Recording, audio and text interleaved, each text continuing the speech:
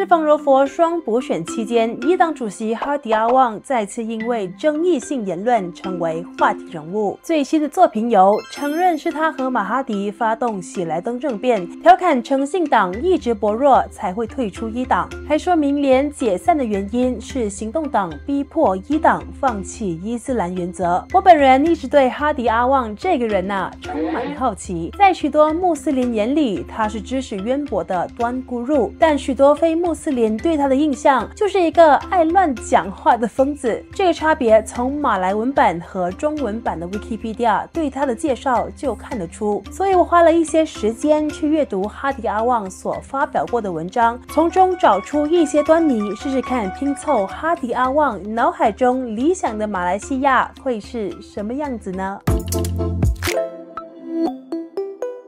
欢迎登录小乔自修室，用白话文说新闻，一起增广见闻。如果你喜欢这集内容，请记得订阅小乔，并点赞和分享影片，给单独创作的我更多动力制作好内容。以下是我阅读了一部分哈迪阿旺透过伊党党报 Harakat Daily 所发表的文章后，再结合时下新闻，然后做出的小小推测，以满足个人好奇心，没有对错哦。马上开始。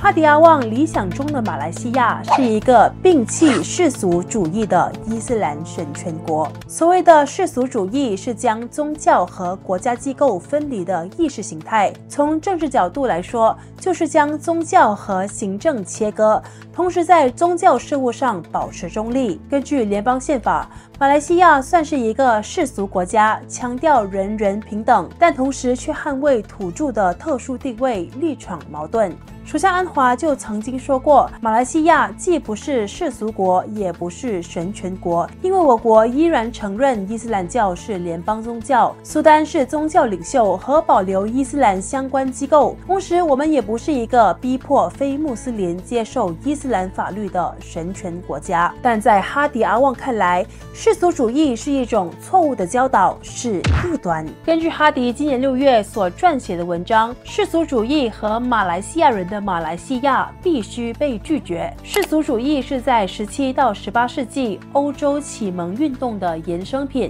主要的原则是在工业革命时期实施政教分离，以及宗教和科学分离。世俗国家包括加拿大、印度、法国、韩国等等。然而现在，政治失去宗教道德的束缚所带来的负面影响已经日益清晰。西方民主社会因为摒弃宗教信仰，导致人类的身份被摧毁，家庭制度被破坏，影响经济环境，犯罪率飙升，就连无辜的孩童也遭殃。原本奉行伊斯兰教导的土耳其本来已经成为世界强国，但自从土耳其国父凯末尔·阿塔图尔克在1923年推动世俗主义后，导致土耳其沦为私生子，今时今日依然不被欧盟接受。哈迪举例，先知穆罕默德坚守伊斯兰教导，并成功在马蒂那建立一个多元的社会和国家，并根据伊斯兰教条以普世人性和正义理念来管理。哈迪的另一篇文章《世俗主义是异端》中提到，世俗主义是东方殖民政府散播在伊斯兰社会的扭曲思想，他们剔除伊斯兰教在国家行政中的权利，导致身为穆斯林的统治者丧失他们在领土被入侵前以伊斯兰治国的权利。尽管殖民政府已经在国家独立后离开，但他们留下的世俗主义依然继续占领主导地位，深深影响国家教育体系和媒体。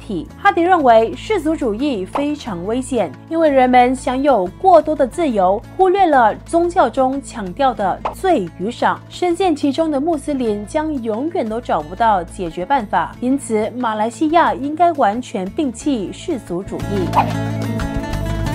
哈迪理想中的马来西亚还必须拥有一个由穆斯林主导的政府。哈迪上个月发表的文章《伊斯兰必须建国与投选伊斯兰领袖》中提到，可兰经通过讲述使徒们如何传教的故事，邀请各个时代的领导人、国王和人民接受伊斯兰教的完美教义。由此可见，阿拉的命令中包含着有关国家和人民的事物。可兰经讲述先知穆罕默德的斗争，方，成功治理一个由不同种族和宗教组成的多元国家。因此，哈迪认为，我国这个多元国家也必须由那些完全信奉伊斯兰教的人来领导。他还说，穆罕默德过世后，他的同伴聚集在一起，以选出下一位真主使者。伊斯兰教学者解释，其中一个筛选条件就是领袖必须来自穆斯林占多数的族群。哈迪引述伊斯兰教政治法学学者伊本·赫勒敦的著作《奥穆卡迪玛》，从穆斯林占多数的族群挑选领袖，是为了让伊斯兰领导层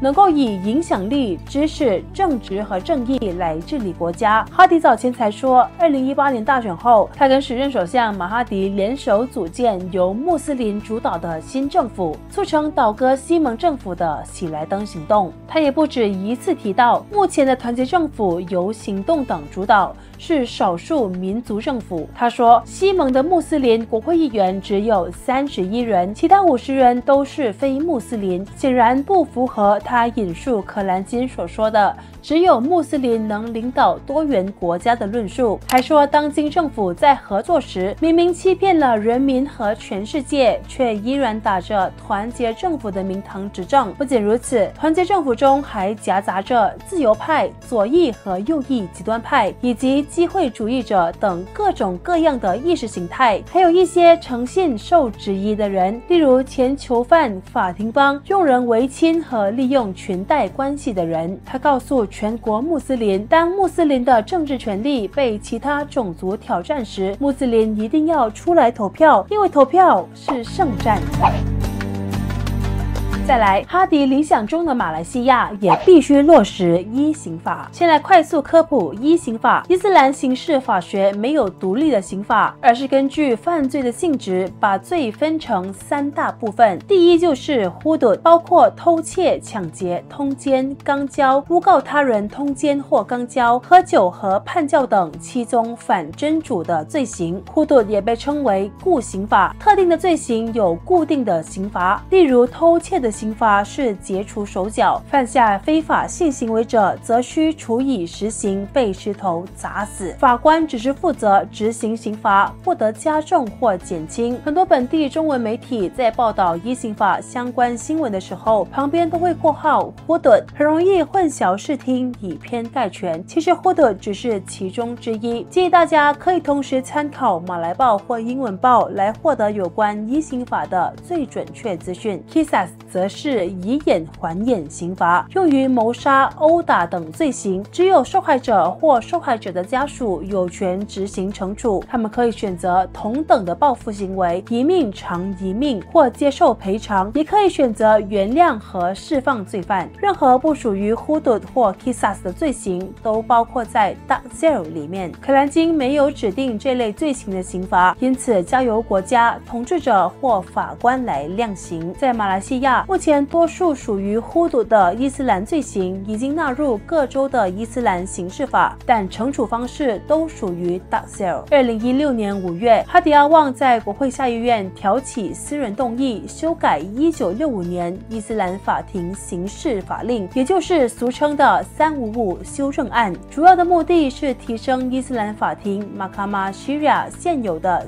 365权限。注意，不是推行一刑法，只是提升伊斯兰法庭的权限，也就是从坐牢3年增加到30年，鞭笞6下到100下，罚款5000令吉到10万令吉，不包括死刑。这是因为联邦宪法赋予伊斯兰法庭的管辖权非常有限。根据马来西亚伊斯兰高级研究所的副教授 Muhammad Azam Muhammad Adil 博士，伊斯兰法庭的管辖权只包括婚姻罪行、与性相关罪行、与酒精相关的罪行、与穆斯林操守相关的罪行，以及与改教相关的罪行。至于盗窃、抢劫、伤人、婚外情、强奸和谋杀等其他一般刑事犯罪的刑罚，都已经写在我国的刑事法典里，管辖权归于民事法庭，因此伊斯兰法庭才无法判处罪犯死刑、剁手剁脚、砸石头等刑罚。哈迪阿旺针对一刑法或355法案发表的文章其实不多，但他几天前才才说过，不明白为什么行动党当初要反对移刑法，因为他认为用移刑法取代民事法可以达到教育穆斯林罪犯的作用，而不是折磨罪犯。首相署宗教事务部长纳因莫达今年5月也表示，一旦获得内阁通过，政府将在国会提呈355法案和伊斯兰法庭联邦直辖区法案，以实现强化伊斯兰法庭的愿望。就算355法案顺利通过，联邦直辖区和各州属还需要修改伊斯兰刑事法令和伊斯兰刑事程序法，才能真正提升伊斯兰法庭的权限，过程费时又费力。除了吉兰丹和登嘉楼，因为他们已经在2021年和2022年修改伊斯兰刑事程序法，355一通过，他们就能自行决定要不要落实 Hudud 和 Qisas。另外，宪法也阐明，伊斯兰刑事的管辖权仅限于穆斯林犯下的违反伊斯兰教教义的罪行，并对这类罪行规定惩罚。也就是说，355修正案不涉及民事法庭的管辖权，也无关非穆斯林的权益。总的来说，